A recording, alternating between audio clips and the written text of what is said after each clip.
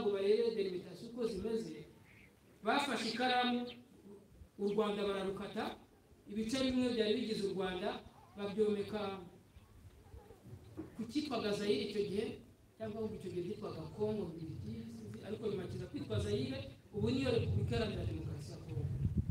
Murabizi ibicungu n'ubu biri mu bibazo byometse hari bafata ibindi babyomeka kuri Uganda. Murabizi murebye mu mateka mayo ikibazo rero gikomeye turi kugeraho n'ubu akarere gafite ikibazo bajya gucamo ibi bihugu ibyo bice ntabwo bajyanye ubutaka gusa baciye n'ibice abaturage baratuye aho hakurya y'umupaka bajya aho ngaho abandi basigara abandi bajya mu majyaruguru abandi basigara. Urumva ko ni ibintu byumvikana wasangaga nk'abantu babiri bavukana bari baturanye babashiriyemo umurongo gutya baciye n'ibice umwe agasigara ari mu Rwanda undi aramutse amushyira ku mupaka wo hakurya bahitaga batandukanya ubwenge. Uko gucamo rero u Rwandamo ibice barugabanya byiyongereye kuri kwa gucamo abanyarwanda ibice bavuga ngo bamwe bavuye muri Ethiopia abandi bavuye muri Cameroon abandi ngo n'abasanga butaka. Ibyo ngibyo nibyo byakomeje kuranga umuco nyarwanda ugendeye kwivangura ku gucamo abantu ibice kurinda bigeze aho jenoside yakorewe abatutsi yakorerwaga mu buryo nyine dukomeza kugenda tubona. Hejuru y'uko gucamo abanyarwanda ibice no gucamo u Rwandamo kabiri noneho haza n'intekerezo nanone z'abazungu hari ibyo bita mu gifaransa ngo ni diviser pour régner gucamo abantu ibice kugira ngo ubashe kubayobora. Ababiligi binjira mu Rwanda nk'abakoloni bazana n'abapadiri bera bose bagamije iyo gahunda yo gucamo abanyarwanda ibice. Abapadiri batangiza gahunda yo kurandura umuco nyarwanda na ya migezo n'imiziririzo.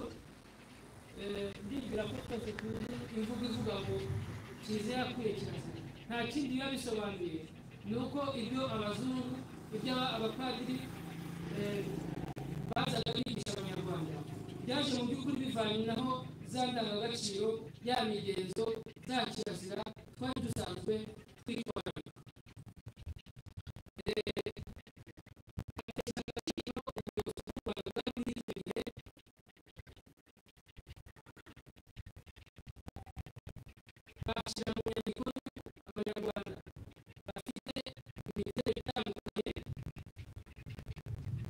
Bemeza ko abanyarwanda badafite ahantu bahuriye mbese barema amoko y'abahutu n'amoko y'abatutsi n'ubwoko bw'abatwa. Mu gihe mu mateka bavuga ko ibyo byiciro ubwo bwoko bwari bushingiye ku byiciro by'abanyarwanda ariko abazungu bari ababiligi abakoloni bari kumwe n'abari abapadiri bo bemeza yuko ari amoko agomba kugenderwaho kandi akagira uruhare runini mu mitegekere y'igihugu agasimbura ayari asanzwe abanyarwanda bari bahuriyeho benshi. Hari amoko abanyarwanda bari bahuriyeho mu by'ukuri n'ubu ngubu iyo urebye usanga n'ubundi abahutu n'abatutsi n'abatwa abazigaba abagesera n'abandi ayo ubundi niyo yari amoko abanyarwanda bose bahuragaho kuko babandi bitwa abatutsi n'abo bisa abahutu n'abo bisa abatwa babonekaga muri ayo moko. Abo bazungu n'abakoloni bavanaho ibikorwa byose byahuzaga abanyarwanda. Muzi n'ikintu bitaga umuganura ugarutse ubu ngubu kuri nubwo tugerageza kububahiriza uko wakorwaga. Bavanaho itorero ibintu byose byahuzaga abanyarwanda babikuraho. Ubwo hari ku ngoma y'umwami Yuhi wa kane Musinga yagerageje rero kubirwanya uko bishoboye ariko abazungu bitewe n'ukuntu bo bari bateye imbere bararwanya baranamushobora ndetse baza no kumucira ishanga bamujyana mu myaka y'imbere y'igihumbi kimwe magana cyenda mirongo ine na kane.